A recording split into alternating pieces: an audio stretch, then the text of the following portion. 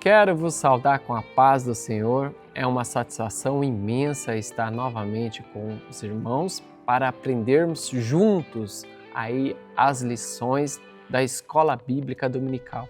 Eu sou o evangelista Fernando Rodrigues, seu irmão em Cristo, e estamos unidos num só propósito: aprendermos juntos as lições bíblicas da Escola Dominical, a fim de conhecermos o nosso Senhor e Salvador Jesus Cristo ainda mais. Nós somos a Igreja Assembleia de Deus, aqui do campo de Presidente Prudente, São Paulo. Nosso pastor presidente é o pastor Samuel Padilha de Siqueira. Também é um grande prazer receber os nobres irmãos e amigos neste canal. E já pedimos, favorite, compartilhe, ative o sininho deste vídeo e envie para mais pessoas para a divulgação do Evangelho.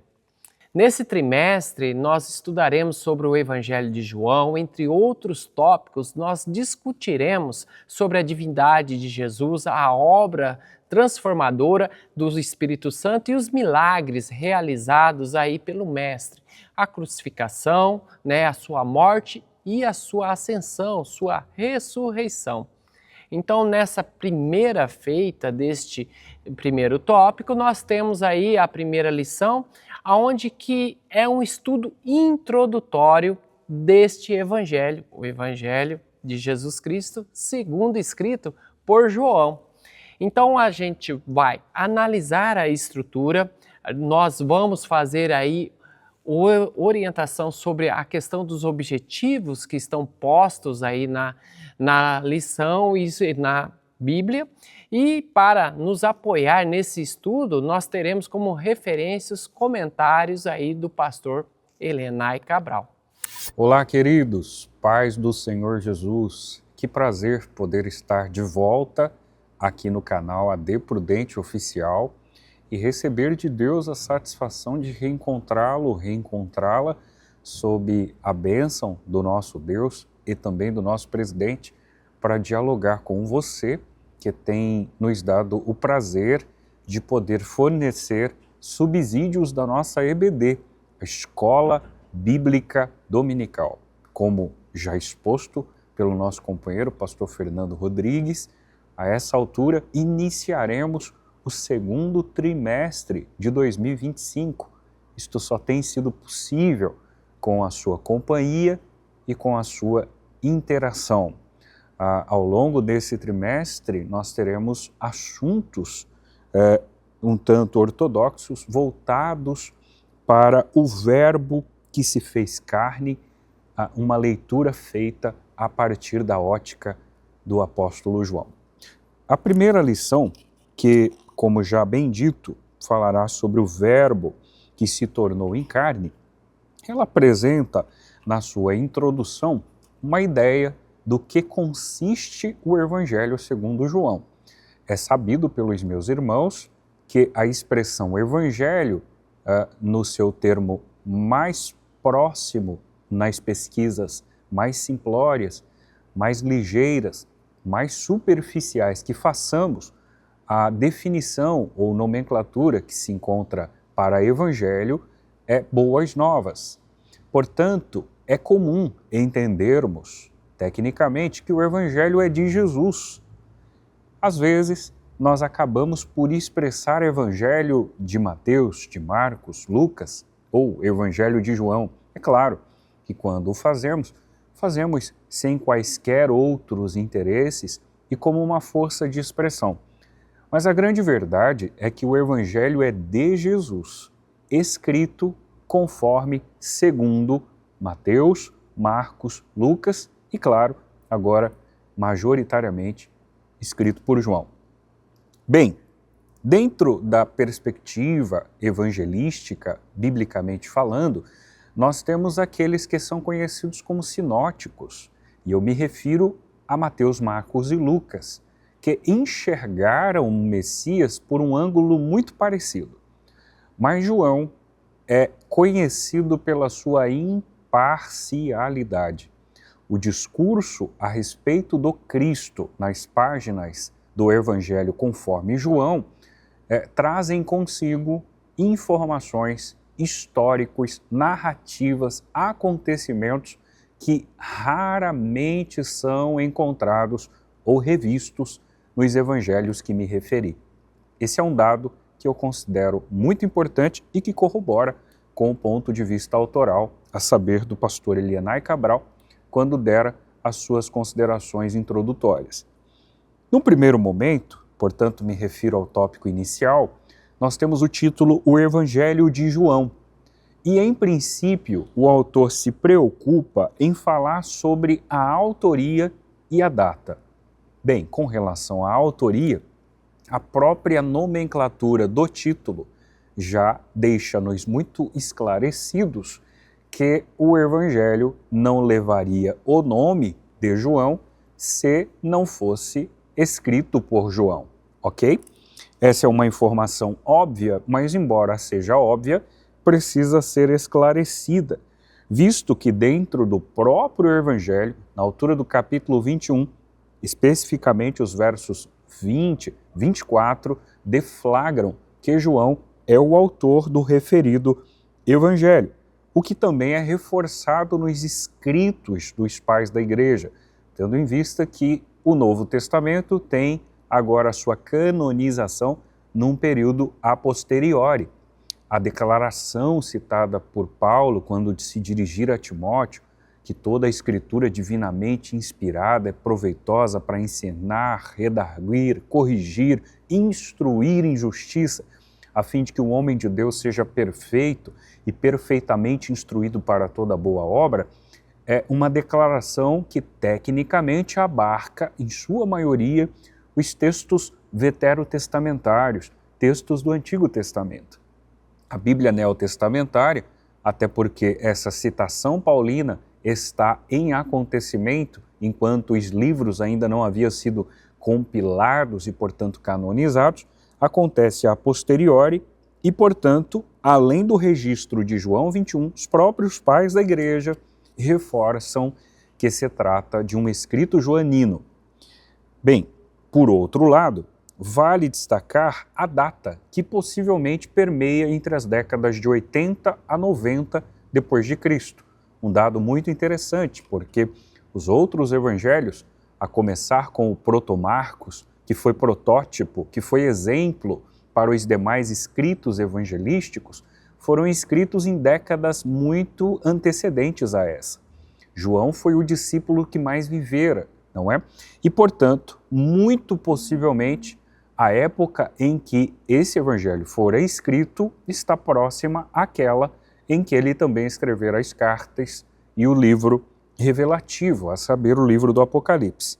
Para não ser específico, visto que um pesquisador da envergadura do pastor Elienay permeia entre duas décadas, não será este que vos fala que terá aqui a ousadia de afirmar a data específica.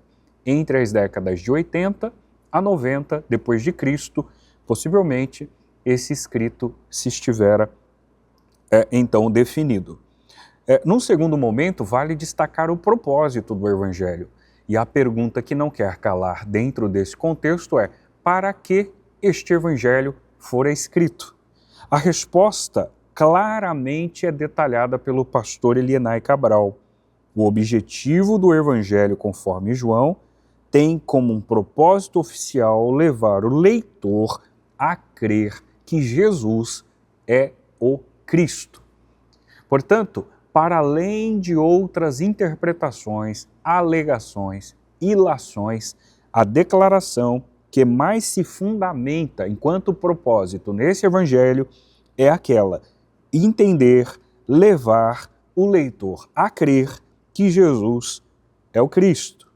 De maneira que no prólogo, João faz isso enquanto apresentação e, sobretudo, ao longo do Evangelho, ele demonstra resquícios, aspectos e o espectro, de maneira geral, é deflagrar a palavra encarnada. De maneira que, para o desfecho do tópico inicial, o item 3 fala sobre a natureza de Jesus. Apesar de o Evangelho de João sublinhar diz o autor de forma clara a dimensão divina de Jesus, ele também dá lampejos da sua humanidade. Há registros, há histórias, há enredos em que revela-se a humanidade do Cristo, de forma que João, portanto, unifica tanto a divindade quanto a humanidade de Jesus em caráter afirmativo, isto é reforçando, endossando, reafirmando que Cristo foi 100% homem e 100% Deus. Tema que permeou todo o nosso primeiro trimestre. Bom, vamos começar pela data e autoria. Bom, a autoria nós bem sabemos que é do apóstolo João, autor do evangelho que está nomeado. A sua data circunda aí entre 80 e 90 anos depois de Cristo. O propósito desse evangelho está com os seus propósitos de levar o leitor a crer em Jesus Cristo como Filho de Deus e crer que nele há a vida eterna, conforme está lá em João 20, 31. Sobre a questão da natureza de Jesus, apesar do evangelho de João sublimar que de forma clara a dimensão aí da natureza divina de Jesus, também o apóstolo aborda de uma forma bem contundente a natureza humana. Essas referências podem ser verificadas aí no Evangelho de João, capítulo 8, versículo 39 e o 40, e também no capítulo 9 e versículo 11. Veja que o Evangelho de João foi redigido com um objetivo, com um propósito muito claro de mostrar Jesus como o Verbo encarnado e também, por consequência, mostrar que é nele que temos a vida eterna. Pois bem, queridos, de volta estamos para então tecer considerações ligeiras a respeito do tópico 3 da aula de hoje. E a essa altura nós falaremos sobre a encarnação do Verbo, de maneira que, num primeiro momento, o autor fornece-nos a manifestação do Verbo e a luz do mundo. Bem, João identifica Jesus como o Criador de todas as coisas, mediado pelo Pai através do poder de sua palavra. Você abre a sua Bíblia no primeiro capítulo deste Evangelho e você se depara com 3 declarações afirmativas em um único verso. No princípio era o Verbo, portanto eu tenho uma existência confirmada. O Verbo, agora que existe no princípio, estava com Deus, portanto, além de uma existência confirmada, eu tenho uma companhia declarada. E num terceiro momento eu tenho uma afirmação mais impactante. Esse Verbo que existe no princípio, que estava com Deus, era Deus. Essas declarações não são indagações, elas são afirmações, de maneira que o Verbo, enquanto logos no original grego, que é a palavra e, portanto, a palavra encarnada, é declarada no verso 2 como aquele que estava no princípio com Deus. Sem ele, absolutamente nada do que foi feito se fez. Essas são declarações contempladas nos primeiros versos do capítulo 1 do Evangelho conforme João. A Bíblia vai dizer, inclusive, que as trevas que simbolizam a obscuridade espiritual é agora alcançada pela luz. Porque a Bíblia faz declarações, inclusive nos versos 4 e 5, dissipando, distinguindo, separando luz e trevas.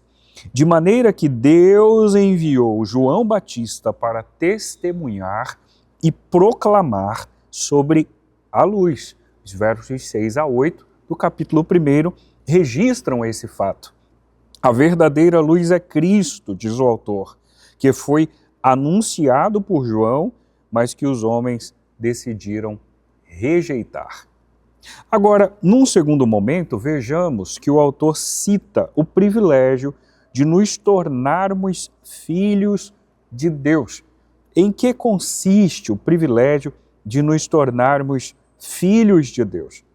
Enquanto Israel rejeita a bênção da salvação, e o texto de João é claro nesse sentido, visto que o verso 12 diz que ele, o Cristo, o Messias, veio para os seus. E eu posso inferir, abrir um parêntese dentro de um contexto exegético e incluir, por mais que isso pareça uma exegese, uma inserção, que estes seus eram os judeus, mas os seus, portanto, judeus, não o receberam. Mas a Bíblia continua, a Bíblia prossegue, e ao prosseguir, ela engloba, ela inclui, ela amplia, ela abarca aqueles pelos quais não foram escolhidos em primeira instância. O Senhor veio para os seus não o receberam. Aí vem uma conjunção adversativa. Mas, contudo, porém, todavia, no entanto, todos quantos o receberam, deu-lhes o poder de serem feitos filhos de Deus aos que creem no seu nome. De maneira que essa elasticidade da graça, ela não apenas alcançou, abarcou aqueles do primeiro século, mas ela abarca, alcança, acolhe a nós que estamos em pleno século XXI. No terceiro momento, e assim eu finalizo, a manifestação e a habitação do Verbo. A frase "o Verbo se fez carne" sugere a humanização de Deus, que passou a viver entre os homens. O termo verbo possui uma conotação muito mais rica e profunda do que qualquer conceito filosófico. Deus entrou na história. Os versos 14 a 18, parafraseando pelo autor pastor Elianai Cabral, do capítulo 1, diriam algo nesse sentido. É importante notar a expressão "e habitou entre nós". O Verbo habitou entre nós e vimos a sua glória como a glória do unigênito do Pai, cheio de graça e verdade. Deus habitava numa tenda montada pelo seu povo, isso lá no deserto. Você deve se lembrar de um ambiente móvel que era o tabernáculo. Com os nossos co-irmãos judeus e hebreus, de maneira geral, ao irem para a terra prometida, deslocavam-se, armavam e desarmavam tendas, de maneira que o tabernáculo era um ambiente móvel.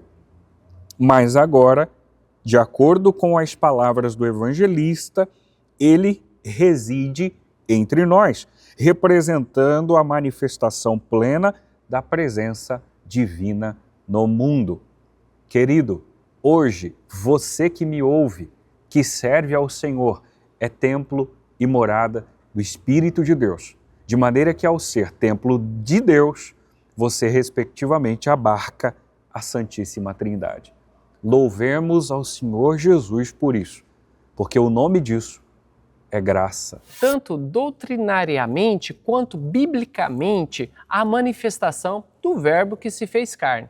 Então, a manifestação deste Verbo, que é a luz do mundo, né? João identifica Jesus como o Criador de todas as coisas, mediado pelo Pai através do Espírito Santo, né? Através da sua palavra, conforme está ali no capítulo 1, nos 2º e 3º versículos. Nós temos o privilégio, pela adoção, de sermos chamados filhos de Deus pelo sacrifício da cruz do Calvário de Jesus. Enquanto Israel rejeitou esse sacrifício, essa bênção do Calvário, Deus ofereceu indistintamente a todas as pessoas, independentemente da sua raça, etnia, língua ou oportunidade social, de sermos chamados filhos de Deus pela fé no nome de Jesus Cristo, conforme aí destaca o capítulo 1, os versículos 12 e 13 deste mesmo capítulo. A sua manifestação e habitação como verbo está posta ali na introdução, aonde que diz que o Verbo se fez carne, ou seja, ele habitou entre nós, o Emanuel, Deus conosco, se humanizou. É importante aqui ressaltar, meus queridos irmãos, que a expressão habitou entre nós vem do grego, com uma expressão que indica habitação em tabernáculo, ou seja, o próprio Senhor, Criador dos céus e da terra, de todo o universo, ele incorporou na forma humana e esteve no meio dos homens, entre nós. Veja que por meio da manifestação do Verbo de Deus, a luz do mundo, temos a bênção de sermos considerados aí filhos de Deus. Então, é uma satisfação muito grande poder desfrutar dessa tão grande salvação como o escritor aos Hebreus nos relata.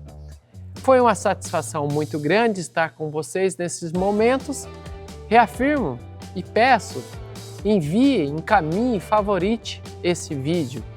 Abençoe mais pessoas com a palavra de Deus. A paz do Senhor.